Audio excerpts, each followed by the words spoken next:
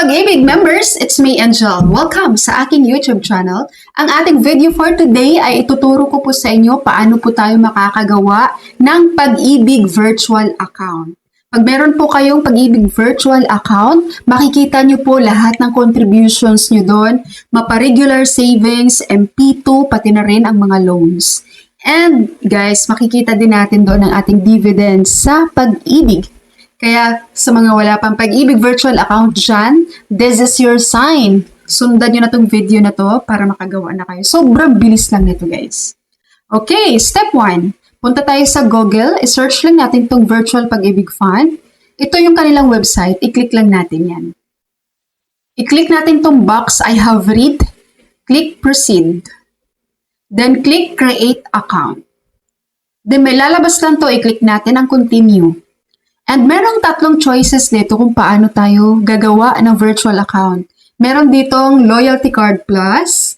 Merong pangalawa, create and activate your account online. Pangatlo, account creation for OFW. Pero ang ipapakita ko sa inyong example ay ito sa pangalawa. Create and activate your account online. So pareho lang naman to guys.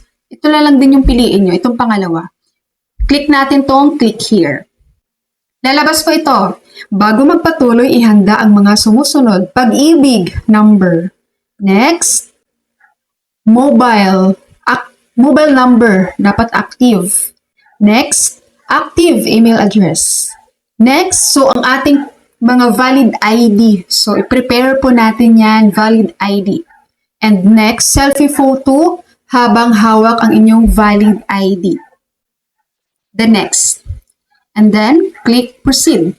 So, dito na tayo, input natin ang Pag-ibig number, last name, first name, middle name, and then date of birth, and your mobile number.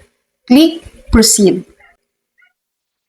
Now, magsisend po si Pag-ibig ng OTP sa mobile number na nilagay mo. I-click mo lang tong OK.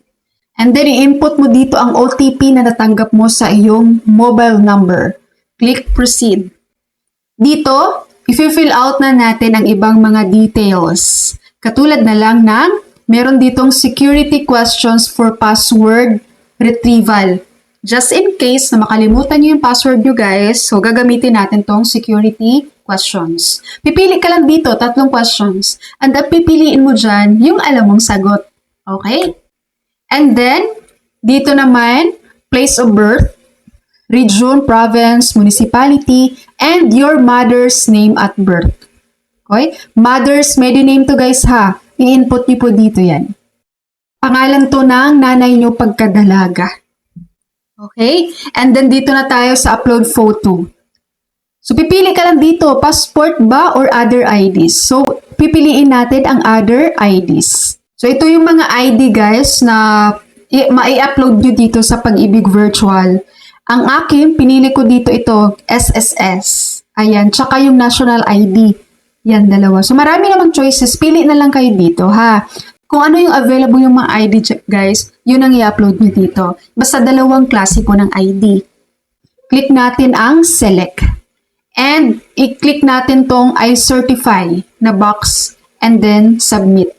And then, pag okay na guys, pag nasubmit nyo na tong sa mga ID, lalabas yung ganito. You have successfully created your virtual Pag-ibig account. We will notify you via text message once your account has been activated for you to start viewing your Pag-ibig savings and loan records. May marireceive ka sa text, may marireceive ka rin sa email. Katulad nito, congratulations! Your virtual Pag-ibig account has been activated. And magbibigay na sila dito guys ng iyong temporary password. Ito. Yan. Magbibigay sila dyan ng temporary password. Ang gagawin mo, i-click mo po ito. Simply click here. Itong naka-highlight ng blue, i-click nyo lang yan. Tapos lalabas po ito. This is your first time logging in. Please change your temporary password that was sent to your email. No, ilalagay nyo dito ang inyong temporary password and then your preferred password. Tapos lalabas na po ito. Password reset successful. You can now log in to Pag-ibig Virtual. Ayan. So, ganun lang.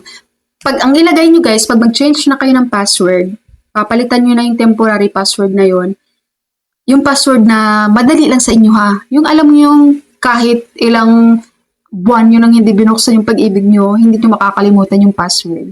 So, yun ang ilagay nyo. Okay, so that's all for my video for today. Thank you so much for watching, everyone. God bless you all.